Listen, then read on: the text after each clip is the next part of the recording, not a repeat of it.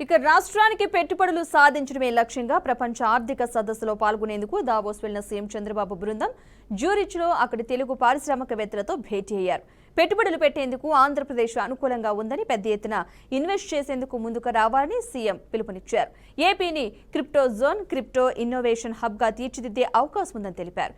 ఆయన వెంట కేంద్ర మంత్రి రామ్మోహన్ నాయుడు, మంత్రి నారా లోకేష్, ఎంపీ టీజీ భరత్ ఉన్నారు.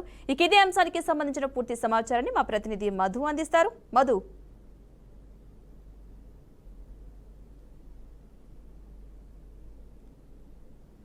కనుక చంద్రబాబు నాయుడు దావోస్ పర్యటనలో చూసుకుంటే ఎకనామిక్ అంటే వరల్డ్ ఎకనామిక్ ఫోరం సదస్సుకి హాజరయ్యడం జరిగింది. అయితే కనుక చంద్రబాబు నాయుడుతో పాటు అదేవిధంగా మంత్రి నారా లోకేష్, అదేవిధంగా టీజీ భరత్ అధికారుల బృందం కూడా పాల్గొనడం జరిగింది. అయితే కనుక ఇక్కడ చూసుకుంటే కనుక జ్యూరిచ్ మనసులో గమనించుకుంటే చూసుకుంటే కనుక రేవంత్ రెడ్డి అదేవిధంగా చంద్రబాబు నాయుడు కూడా ఆత్మీయ కలయిక జరిగిందని కూడా చెప్పుకోవచ్చు.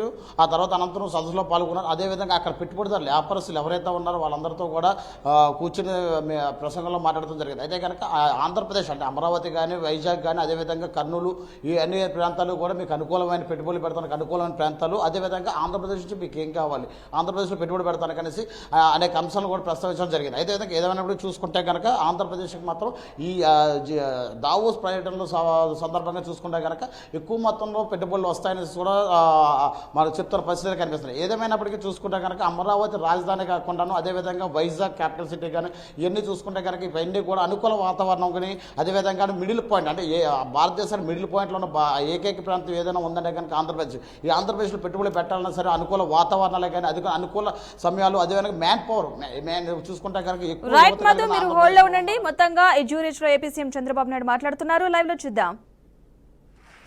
అది సాధ్యం. ముందు ఆ విశ్వాసం మీకు వస్తే ఇది ఎట్టి పరిస్థితుల్లో కూడా జయప్రదం అవుతుంది. ఇప్పుడే మన వాళ్ళందరూ మాట్లాడినట్టు నా జీవితంలో ఇన్ని దేశాల్లో మీరున్నారని కూడా ఊహించలేదు. నేను మీరు వెళ్తారని కూడా ఊహించలేదు. చెప్పాను చాలాసార్లు, ఎప్పుడు మాట్లాడినా చెప్తూనే ఉంటాను. కానీ దాన్ని అందిపుచ్చుకొని మీరు ఇన్ని దేశాలకు పోతే ఫస్ట్ టైం నేను జైల్లో ఉన్నప్పుడు ఎక్కడెక్కడి నుంచో మీరు డెమాన్స్ట్రేషన్లు చేస్తూ ఉంటే ఇన్ని దేశాల్లో తెలుగు వాళ్ళు ఉన్నారా అని నాకే ఆశ్చర్యం కలిగే పరిస్థితి వచ్చింది. అది 1-2 రోజులు చేయాలా మీరు? నేను జైల్లో ఉన్న 53 రోజులు నిరంతరం మీరు ఉద్యమాలు చేశారు. దీనికి నా జీవితాంతం నేను అనుకున్నాను. కొంతమంది చనిపోయినా గుర్తుంటారు, కానీ నేను బ్రతుకున్నగానే గుర్తుపెట్టుకున్నారంటే నా జీవితంలో మర్చిపోలేను. అక్కడి నుంచి ఎన్నికలు వచ్చాయి. ఎన్నికల్లో కూడా చాలా సమర్థవంతంగా మేము ఆలోచించాం.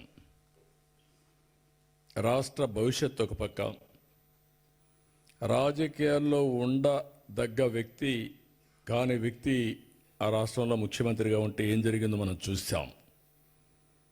అందుకని అందరం కలవాలనుకున్నాం. తెలుగుదేశం, జనసేన, బీజేపీ 3 పార్టీలు కలిసి పోటీ చేశాం. పోటీ చేస్తే నాకే ఆశ్చర్యం వేస్తుంది. ప్రపంచంలో ఎక్కడెక్కడి నుంచో వచ్చారు మీరు, నెలల తరబడి అక్కడే ఉన్నారు. ఒక్కొక్కరు మీకు ఎంత శక్తి ఉంటే అంత డబ్బులు ఖర్చు పెట్టి ఎన్నికల్లో గెలిపించారంటే ఇది మా జీవితంలో ఎప్పుడూ మర్చిపోలేని సంఘటన. ఇది అప్పుడప్పుడు చరిత్రలో అనుకుంటాం, కానీ ఇంత స్ఫూర్తిదాయకమైనటువంటి జాతి ఉండడం, నేను ఆ జాతిలో పుట్టడం నా అదృష్టంగా భావిస్తున్నా. అందుకే మళ్ళీ చెప్తున్నా, మళ్ళీ జన్మ అనేది ఉంటే మళ్ళా తెలుగు జాతిలోనే పుట్టాలని చెప్పి భగవంతుని కోరుకుంటున్నా. ఇంకొక విషయం మీరు చూస్తే, చాలా దేశాలు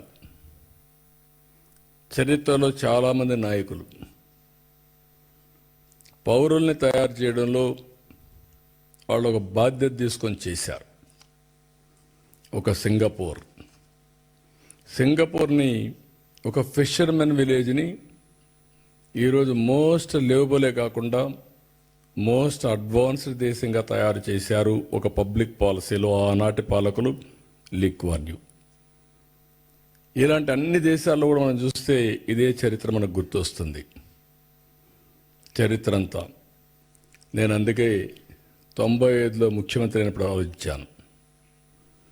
మన రాష్ట్రం అంతా ఆంధ్రప్రదేశ్ అంటే వ్యవసాయం, అక్కడికక్కడే వ్యవసాయం చేసుకుంటూ అదే పనుల్లో ఉండేవాళ్ళం.